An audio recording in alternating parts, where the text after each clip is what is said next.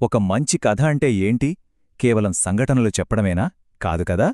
అది పాత్రల ద్వారా మనకొక సందేశాన్ని ఇస్తుంది. ఈరోజు మనం అలాంటి ఒక ప్రసిద్ధ జనన కథనం గురించి మాట్లాడుకుందాం.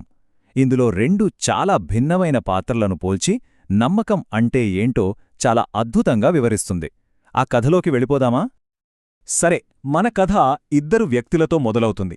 ఒకరు జెకర్యా, చాలా గౌరవనీయమైన యాజకుడు. ఆయన భార్య ఎలిజబెతు. మూలగ్రంథం ప్రకారం వాళ్ళిద్దరూ చాలా నీతిమంతులు. కాని వాళ్ల జీవితంలో ఒక పెద్ద లోటుంది. ఒక తీరని కోరిక వాళ్ల హృదయాలను ఎప్పుడూ వేధిస్తూ ఉండేది. అసలు సమస్య ఏంటంటే వాళ్లకు పిల్లలు లేరు. ఒక బిడ్డ కావాలని జీవితాంతం ప్రార్థించారు. కాని ఆ ప్రార్థనకు సమాధానమే రాలేదు. ఇప్పుడు వాళ్ళిద్దరికీ వయసైపోయింది. ఇక పిల్లలు పుడతారన్న ఆశ దాదాపుగా లేదు. చూశారా, కథకి ఎంత బలమైన ఎమోషనల్ స్టార్ట్ ఇచ్చిందో ఇది. సరే, ఇప్పుడు కథ మొదటి భాగానికొద్దాం. ఆ యాజకుని ప్రార్థనకు సమాధానం దొరకలేదు.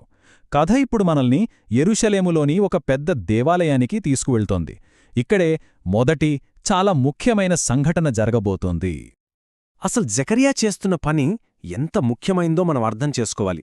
యాజకుల్లో ఒక్కరిని మాత్రమే, అది చీట్లు వేసి పరిశుద్ధ స్థలంలోకి ఒంటరిగా పంపిస్తారు ధూపం వేయటానికి.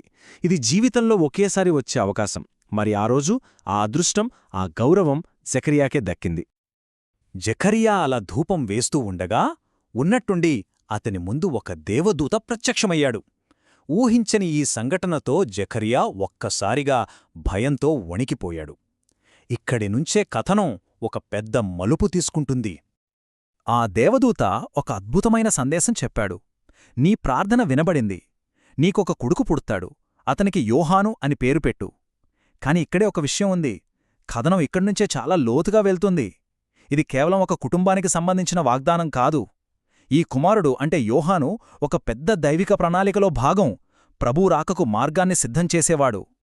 మరి ఇంత అద్భుతమైన సందేశం విన్నాక జెకర్యా ఎలా స్పందించాడనుకుంటున్నారు? ఆశ్చర్యంగా, ఆ దైవిక వాగ్దానం కంటే కూడా అతను తన వయస్సు గురించి, తన పరిస్థితుల గురించే ఆలోచించాడు. ఇది ఎలా సాధ్యం?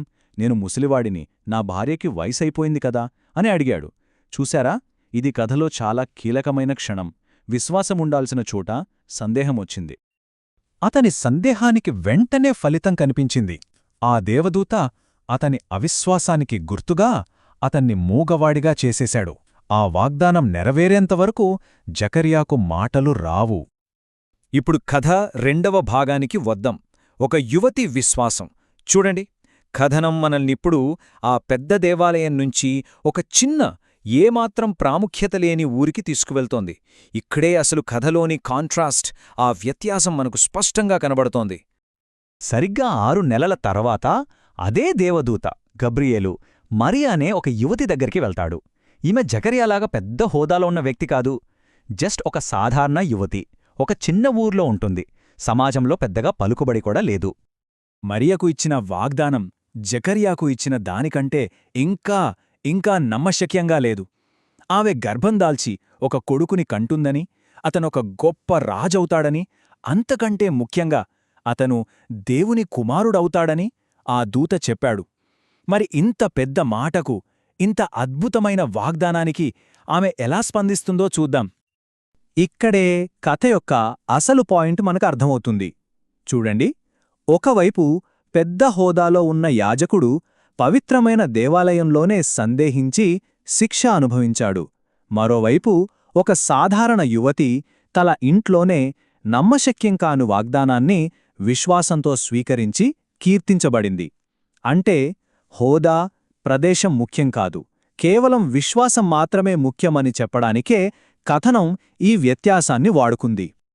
ఆ తరువాతే మరియా తన బంధువైన ఎలిజబెతును కలవటానికి వెళ్తుంది. ఇక్కడ 2 అద్భుత కథలు ఒకటయ్యాయి. ఒకవైపు తన జీవితకాల ప్రార్థనకు సమాధానం పొందిన ఒక వృద్ధురాలు, మరొకవైపు దేవుని కుమారుణ్ణే మోస్తున్న ఒక యువతి. వాళ్ళిద్దరూ కలిసి దేవుడిచ్చిన వాగ్దానాలను తలుచుకొని ఎంతో సంతోషించారు. సరే, కథ ఇప్పుడు నెక్స్ట్ ఫేజ్లోకి వెళ్తోంది. ఒక సామ్రాజ్యపు ఆజ్ఞ. దానివల్ల ఒక ప్రయాణం మొదలవుతుంది. ఈ ప్రయాణమే ఒక పెద్ద ప్రవచనం నెరవేరడానికి స్టేజ్ సెట్ చేస్తుంది.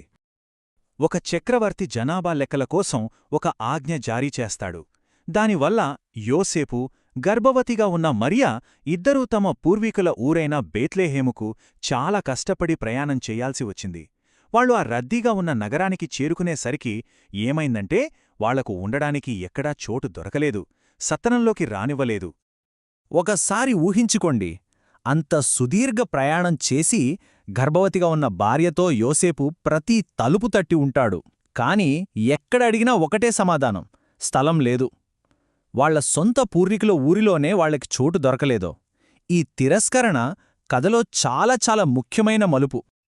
అంటే ఇక్కడ మనం అర్థం చేసుకోవాల్సిన కీలకమైన విషయమేంటంటే, ఈ స్థలం లేదు అనే తిరస్కరణ ద్వారా మూలగ్రంథం ఒక లోతైన విషయాన్ని చెబుతోంది.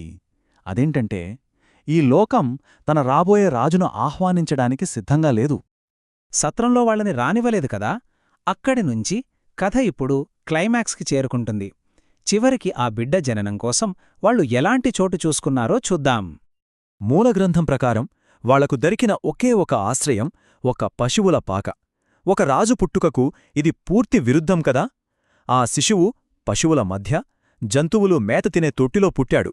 నిజంగా ఈ దృశ్యం చాలా వినయపూర్వకమైనది, అలాగే కఠినమైనది కూడా. ఈ కథనంలో ఆ శిశువును రక్షకుడు అని పిలుస్తారు. అంటే ప్రజలను వాళ్ల పాపాల నుండి కాపాడటానికి, రక్షించడానికి వచ్చాడని అర్థం. కాబట్టి అతని గుర్తింపు అనేది అతను వచ్చిన పనితో ముడిపడి ఉంది. చుట్టూ ఉన్న పరిస్థితులు అంత నిరాడంబరంగా ఉన్నా సరే, కథనం మాత్రం ఆ శిశువు యొక్క ప్రత్యేకతను మళ్లీ మళ్లీ నొక్కి చెబుతుంది. అతను అందర్లాంటివాడు కాదు, అతను పవిత్రుడు, అతను దేవుని కుమారుడు అని.